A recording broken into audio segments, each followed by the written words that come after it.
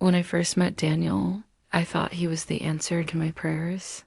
A single mom in her 30s, I was tired of struggling through life alone. He was charming, reliable, and made me feel like I could finally exhale.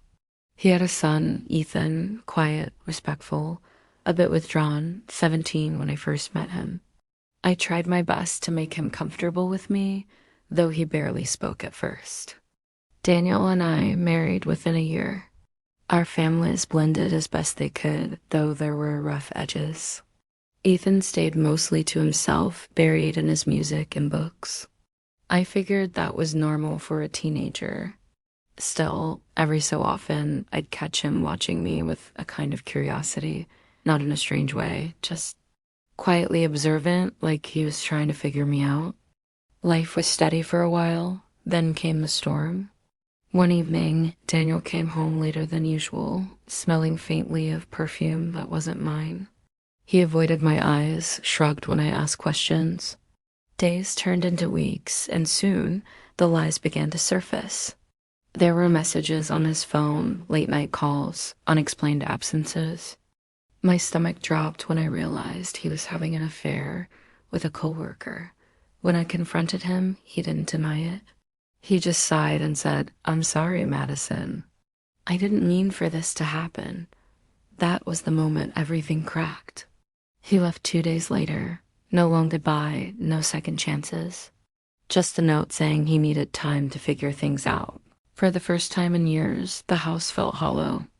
Ethan didn't talk much, but I saw the disappointment in his eyes. He adored his father, flaws and all. One night, I heard him crying in his room. I stood outside his door, hand raised to knock, and couldn't. I didn't know what to say. Over the next few weeks, something unexpected happened. Ethan started stepping up. He began helping with groceries, fixing small things around the house, making sure I ate when I'd lose my appetite. At first, I thought it was guilt.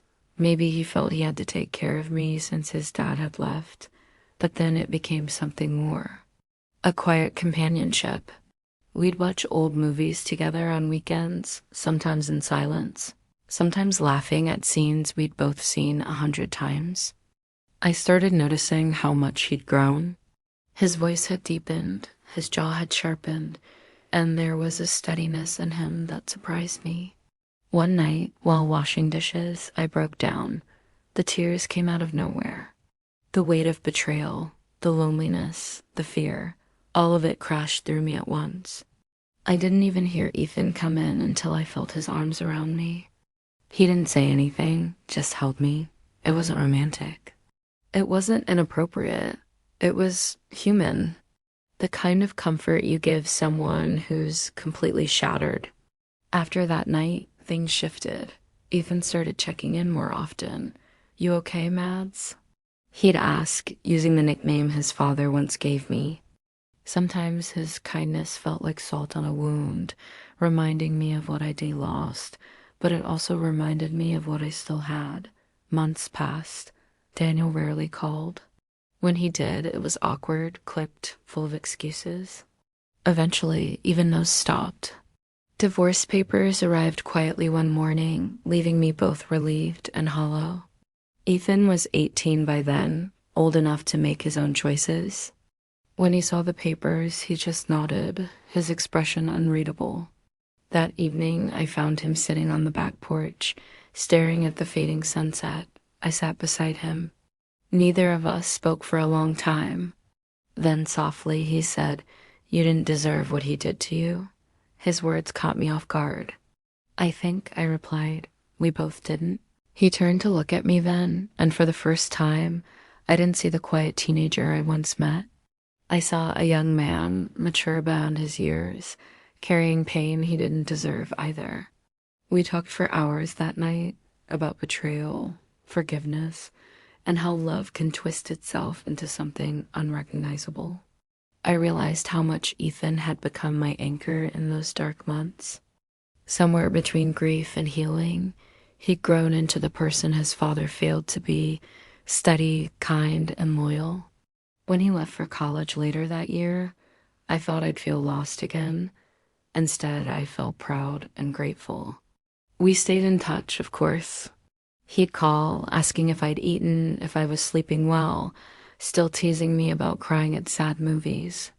Then one evening, after almost a year apart, he came back to visit, taller, more confident, the same gentle eyes. As we sat down for dinner, he smiled and said, "You know, Mads, I think everything that happened made us both stronger." I laughed softly. "You might be right." Then he added, "Dad called me a few weeks ago. He wanted to apologize." I froze, fork halfway to my mouth. "What did you say?" I asked. He shrugged. "I told him he should tell that to you, not me. You're the one who deserved the apology." There was a long silence. Then I whispered, "Thank you." Ethan smiled, that same quiet strength shining through. "You don't have to thank me. You were there when he wasn't. You showed me what family actually means." In that moment, I realized something that shook me more than anything else, not out of guilt or confusion, but from clarity. Love isn't always romantic. Sometimes it's found in the people who choose to stay when everyone else walks away. Daniel's betrayal broke me, but Ethan's presence, his kindness, his loyalty pieced me back together. Years later, when I finally met someone new, Ethan was the first person I told. He smiled, hugged me tight, and said, "You deserve this. Mads, I'm happy for you." And I realized then that what happened after Daniel left wasn't a tragedy. It was the beginning of something unexpected. A story not about infidelity or revenge, but about resilience, redemption, and the surprising ways love can find us again. Because sometimes the people who aren't supposed to save us do.